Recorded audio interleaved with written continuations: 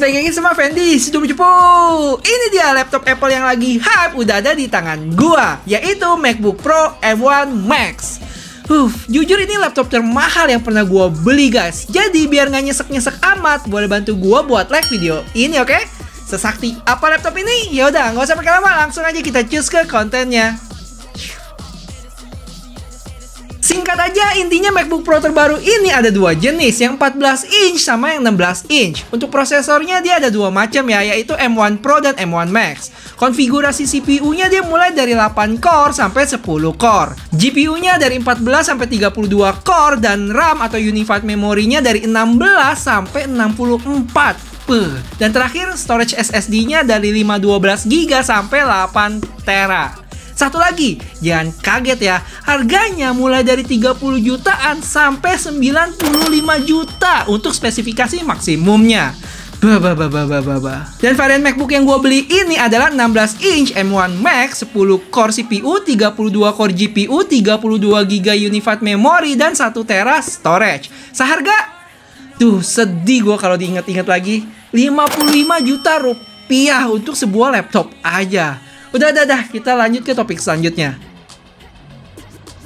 Oke, kita mulai unboxingnya dari kotak paling luar dulu guys. Dan informasi aja, kalau kita beli di Apple Store sini ada dua cara, yaitu delivery dan pick up langsung di Apple Store-nya. Nah, untuk delivery ini kita selalu dapat kardus coklat yang cukup solid sih untuk menjaga barang-barang Apple kita. Mulai dari iPhone, iPad, AirPods, sampai MacBook ini. Yuk kita lihat kayak gimana. Dan kalau kita lihat di tengah-tengah sini kita udah disediain tarikannya ya. Jadi nggak cuman aman tapi gampang juga unboxingnya. Habis ditarik langsung kita bisa belah dua. Dan kalian bisa lihat di bagian sisi-sisinya yang bener-bener udah dijaga ya box MacBook Pro kita ini. Next, ini dia boxnya berwarna dasar putih dengan gambar MacBook di tengah. Ada tulisan MacBook Pro dan logo Apple di sisi-sisinya. Di bagian belakang informasi spesifikasi MacBook kita. Dan nggak pakai lama langsung aja kita tarik plastiknya. Pas dibuka langsung disambut sama MacBook-nya itu sendiri berbalut kertas putih. Kita kesampingin dulu. Dan selanjutnya ada kotak kecil yang isinya buku-buku yang terlupakan. Dan ini dia stiker Apple yang warna hitam, bukan silver loh. Habis itu ada chargeran 140 watt gallium nitride atau biasa disebut GaN beserta konektornya. Nah, ini dia kabel chargerannya yang beda dari Type-C ke MagSafe. Nanti kita bahas tentang ini di belakang. Terus kabelnya itu sendiri yang braided atau kepangan gitu, bukan kayak kabel biasa. Dan ini dia menu utama kita, GPL. Langsung aja kita kletekin kertasnya.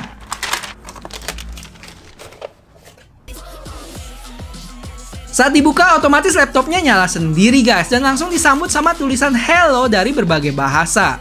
Selanjutnya setup kayak biasa, tinggal next aja terus registrasiin fingerprint. Beres. OS-nya juga udah langsung macOS Monterey versi 12.0.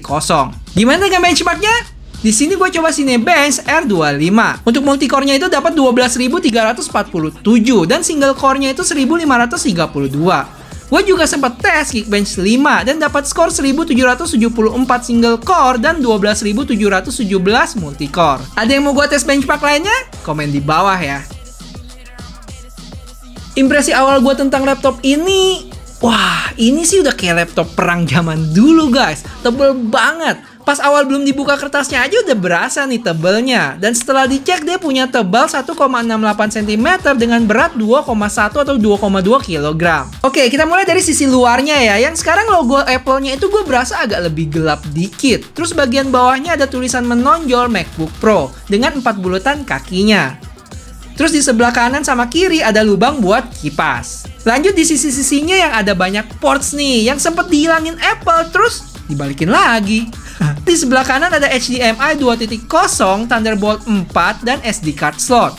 Di sebelah kiri port MagSafe, Thunderbolt 2 biji, dan 3,5 mili jack yang support high impedance headphone. Next kita ke bagian dalamnya, yang sekarang keyboardnya udah hitam semua guys. Nggak ada touch bar dan tombol functionnya full ya, bukan yang dipotong setengah gitu.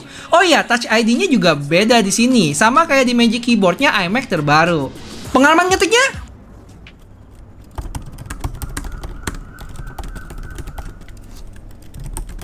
Jos, bener-bener magic.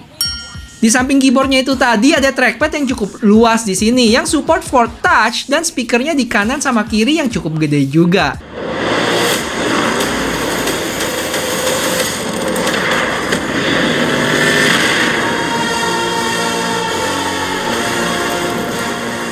Beuh, sadis nggak? Oke, sekarang kita ke layarnya yang... Iya, ada poni kan? Percaya deh sama gua, lama-lama juga terbiasa kok. Dan justru ini yang bakal dipamerin nantinya, karena udah jadi ciri khas Apple banget.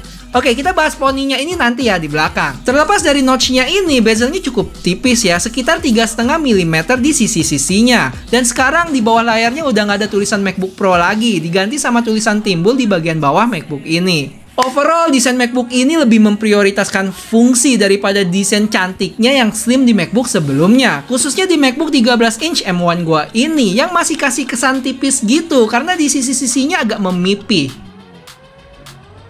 Untuk spek, singkat aja ya, beberapa yang penting kalian mesti tahu yaitu layarnya punya ukuran 16,2 inch dengan teknologi mini LED. Mirip dengan layarnya yang dipakai sama iPad Pro terbaru. Artinya warna hitam yang dihasilkan lebih pekat. Kalian bisa lihat nih perbedaannya sama MacBook M1 13 inch gua ini. Terus dia juga udah support 120Hz ProMotion yang mana sifatnya dynamic dari 24Hz ke 120Hz. Tingkat kecerahannya juga cukup tinggi yaitu 1000 nits dan maksimumnya di 1600 nits untuk HDR content. Untuk chipsetnya ini, si M1 Max punya 10 core CPU yang dibagi jadi 8 performance core dan 2 efisiensi core. Habis itu 32 core GPU, 16 core Neural Engine, dan 400 GB per second memory bandwidth. Terus webcamnya juga sekarang naik jadi 1080p yang diklaim 2 kali lebih baik untuk low light. Lanjut, dia ada 6 speaker, support spatial audio dengan 3 studio quality mics. Yo guys, sekarang kalian lagi lihat dari M1 Max 16 inch MacBook Pro-nya ya, dari kualitas 1080p untuk resolusinya. Gimana kualitas mic-nya juga?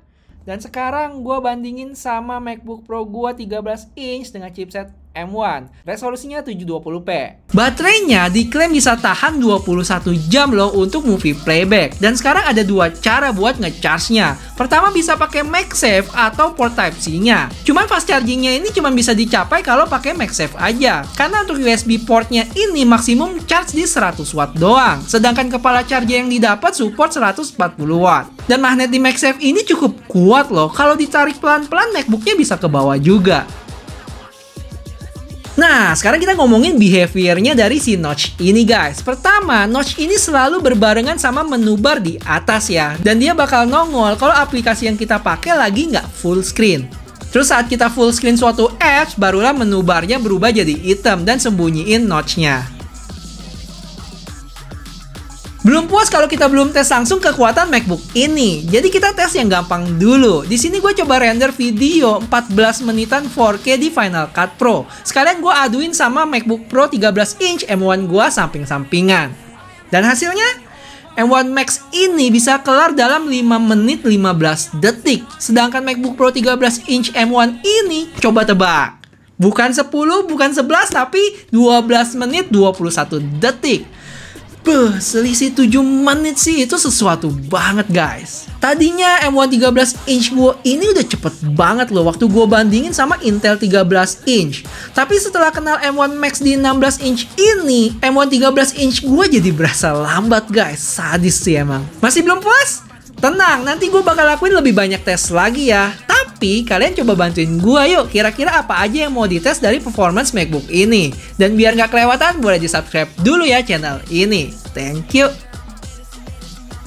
Buat kalian yang udah ngebet banget pengen sikat MacBook ini, nggak usah pusing gimana cara dapetinnya. Kalian bisa langsung DM aja IG sg.chipshop ya. Karena ini langsung dibeli di Apple Store, jadi kalian bebas tentuin konfigurasi MacBooknya mau kayak gimana. Misalnya 64GB RAM atau 8TB storage. Bebas bos, tinggal DM aja miminnya sg.chipshop. Dan gak usah khawatir, dijamin aman. Sebelum diakhiri, gue mau bilang buat yang belum subscribe, bisa subscribe dulu ya channel ini. Karena masih banyak barang-barang menarik lainnya yang gue bakal bahas di channel ini tentunya. Terakhir, kalau kalian udah bantuin gue buat like video ini, gue cuma mau bilang makasih banyak ya. Dan sampai ketemu di video selanjutnya. Bye-bye!